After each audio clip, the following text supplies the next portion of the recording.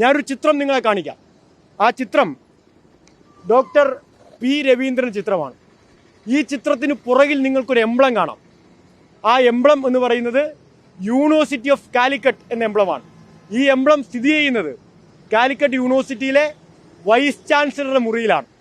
Vice ചാൻസലറുടെ മുറിയിൽ അദ്ദേഹം നടത്തിക്കൊണ്ടിരിക്കുന്ന ഈ പരിപാടി എന്ന് പറയുന്നത് RSSന്റെ ധനസമാഹരണത്തിന്റെ ഉദ്ഘാടനമാണ്. പ്രിയപ്പെട്ടവരെ, ഞാൻ ചോദിക്കട്ടെ, കോൺഗ്രസ് അധ്യാപക സംഘടനയുടെ നേതാവായിരുന്ന, ഞാൻ ഇപ്പോഴും വിശ്വസിക്കുന്നത് കോൺഗ്രസ് അധ്യാപക സംഘടനയുടെ നേതാവായ ഡോക്ടർ പി രവീന്ദ്രൻ, ആ ഡോക്ടർ പി രവീന്ദ്രൻ കേരളത്തിലെ ഒരു സർവകലാശാലയുടെ വൈസ് ചാൻസലർ എന്ന നിലയിൽ ഒരു സർവകലാശാല ആസ്ഥാനത്ത് അദ്ദേഹത്തിന്റെ മുറിക്കകത്ത് RSSന്റെ പരിപാടിക്ക് RSSകാരെ ക്ഷണിച്ചു വരുത്തി അതിൽ പങ്കെടുത്തിട്ട് ഒരക്ഷരം കൊണ്ട് ഈ ഡോക്ടർ പി രവീന്ദ്രനെ തള്ളിപ്പറയാൻ കേരളത്തിലെ പ്രതിപക്ഷ നേതാവോ കേരളത്തിലെ കോൺഗ്രസോ തയ്യാറായിട്ടുണ്ടോ? നിങ്ങൾ ഏതെങ്കിലും ഒരു ബൈറ്റിൽ നിങ്ങൾ ശ്രദ്ധിച്ചോ ഈ ചിത്രത്തെയോ ഈ മനുഷ്യനോ തള്ളിപ്പറയുന്നത്? അവിടെ നിന്ന് എവിടെയൊക്കെ ഡോക്ടർ പി രവീന്ദ്രൻ പോയത്? അവിടെ നിന്ന് ഡോക്ടർ പി രവീന്ദ്രൻ പോയത് RSSന്റെ മലപ്പുറത്തെ പരിപാടിയിലേക്കാണ്. അവിടെ നിന്ന് എങ്ങോട്ടാണ് ഡോക്ടർ പി രവീന്ദ്രൻ പോയത്? അവിടെ നിന്ന് ഡോക്ടർ പി രവീന്ദ്രൻ പോയത് ജ്ഞാനസഭയിലേക്ക്. നിങ്ങൾ നോക്കൂ, ഇങ്ങനെ RSS പരിപാടികളിൽ സ്ഥിരം പങ്കെടുക്കുന്ന RSSന്റെ വിനീത ശിഷ്യനായി മാറിയിരിക്കുന്ന ഞാൻ ഈ ചിത്രത്തിൽ കാണിച്ച ഡോക്ടർ പി രവീന്ദ്രനെ ഇതുവരെ തള്ളിപ്പറയാൻ കേരളത്തിലെ പ്രതിപക്ഷ നേതാവ് തയ്യാറായിട്ടില്ല. എല്ലാം പഠിച്ചു പറയുന്ന ആളാണ് കേരളത്തിലെ പ്രതിപക്ഷ നേതാവ് എന്നാണ് നമ്മൾ കേട്ടിട്ടുള്ളത്. അങ്ങനെ പഠിച്ചു പറയുന്ന പ്രതിപക്ഷ നേതാവിന് പക്ഷേ ഡോക്ടർ പി രവീന്ദ്രനെ പറ്റി പഠിക്കാൻ ഇതുവരെ സമയം കിട്ടില്ല. ഞങ്ങൾ മനസ്സിലാക്കുന്നത് ഇപ്പോൾ കള്ളന് കഞ്ഞി വെക്കുക എന്ന പ്രയോഗം ചിലപ്പോൾ ഒരുപക്ഷെ കുറഞ്ഞു പോകും. RSS കൊടുക്കുന്ന ചുടുചോറ്, വർഗീയതയുടെ ചുടുചോറ് വാരിറ്റ് നിന്ന വ്യക്തിയായി പി രവീന്ദ്രൻ മാറിയിട്ടുണ്ടെങ്കിൽ ആ RSSന്റെ വർഗീയതയുടെ ചുടുചോറിന്റെ പങ്കുവെക്കുന്നവരായി കേരളത്തിലെ പ്രതിപക്ഷ നേതാവ് നേതൃത്വം കൊടുക്കുന്ന കോൺഗ്രസ് മാറുകയാണ്. മുസ്ലിം ലീഗ് മിണ്ടാതിരിക്കുകയാണ്. കാലിക്കറ്റ് സർവകലാശാലയിൽ RSSകാരനായി ഒരു VC ഇങ്ങനെ വിശാലമായി നടക്കുമ്പോഴും മുസ്ലിം ലീഗ് മിണ്ടാതിരിക്കുകയാണ്. പ്രതിപക്ഷ നേതാവ് മുസ്ലിം ലീഗിനെ ബ്ലോക്ക് ചെയ്തിട്ടുണ്ടോ? മുസ്ലിം ലീഗിന്റെ പ്രിയപ്പെട്ട നേതാക്കന്മാരാണ് വ്യക്തമാക്കേണ്ടത്. നിങ്ങൾ നോക്കൂ, RSS കേരളത്തിലെ വിദ്യാഭ്യാസ മേഖലയിൽ രക്തമൂറ്റി കുടിക്കുകയാണ്. കേരളത്തിലെ വിദ്യാഭ്യാസ മേഖലയിലെ രക്തമൂറ്റി കുടിക്കുന്ന രക്തരക്ഷസായി കേരളത്തിൽ RSS മാറുമ്പോൾ ആ ഇറ്റു വീഴുന്ന രക്തം നക്കി കുടിക്കുന്ന ചെന്നായ്ക്കളായി കേരളത്തിലെ ബഹുമാനപ്പെട്ട പ്രതിപക്ഷ നേതാവ് നേതൃത്വം കൊടുക്കുന്ന UDF കേരളത്തിൽ മാറുകയാണ്. ഇത് അങ്ങേയറ്റം നിർഭാഗ്യകരമാണ്.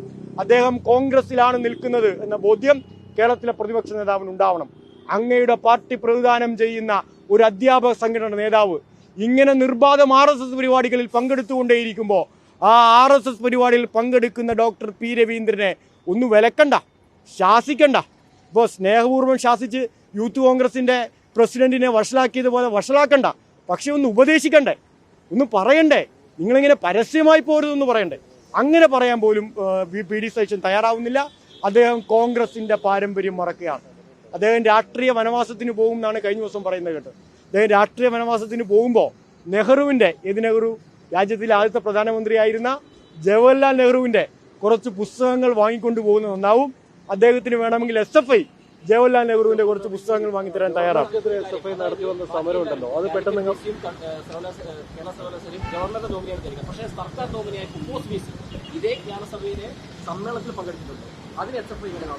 കുഫോസ് VC RSSന്റെ നേതാവ് പങ്കെടുത്ത പരിപാടിയിൽ പങ്കെടുത്തിട്ടില്ല എന്ന് പറയുന്ന നിലയുണ്ടായി. ഞാൻ പറഞ്ഞ് പൂർത്തിയാക്കട്ടെ. പങ്കെടുത്തിട്ടില്ല എന്ന് പറഞ്ഞിട്ടുണ്ട്. അപ്പോൾ അതിൽ തന്നെ പങ്കെടുക്കുന്ന ഒരു അപരാധമാണെന്ന് തിരിച്ചറിവ് അദ്ദേഹത്തിനുണ്ടായി. അതായത് RSSന്റെ മേധാവി പങ്കെടുക്കുന്ന ഒരു ചടങ്ങിൽ വിദ്യാഭ്യാസ മേഖലയെ പ്രതിനിധീകരിക്കുന്ന ഒരു വൈസ് ചാൻസലർ പങ്കെടുക്കുന്നത് ഒരു അപരാധമാണ് എന്നൊരു തിരിച്ചറിവ് അദ്ദേഹത്തിനുണ്ടായിട്ടുണ്ട്. നല്ല കാര്യം. പക്ഷേ അദ്ദേഹം പങ്കെടുത്തിട്ടുണ്ടെങ്കിൽ അതിനെ ശക്തമായി അപലപിക്കേണ്ടതാണ്.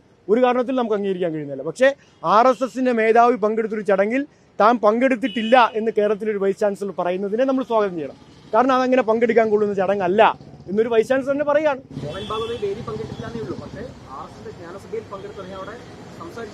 അതെ, അതാ ഞാൻ പറഞ്ഞത്. RSSന്റെ മേധാവി പങ്കെടുത്തൊരു ചടങ്ങ് ഒരു വിദ്യാഭ്യാസ മേഖലയിലെ വൈസ് ചാൻസലർക്ക് പങ്കെടുക്കാൻ കൊള്ളാത്ത ചടങ്ങാണ് എന്തായാലും വ്യക്തമാക്കി. അത് നല്ലൊരു മെസ്സേജല്ലേ? RSSന്റെ മേധാവി പങ്കെടുത്ത ഒരു ചടങ്ങ് സ്വാഭാവികമായി കേരളത്തിലൊരു വൈസ് ചാൻസലർക്ക് പങ്കെടുക്കാൻ കൊള്ളാത്തൊരു ചടങ്ങാണ് എന്ന് അദ്ദേഹം വ്യക്തമാക്കി.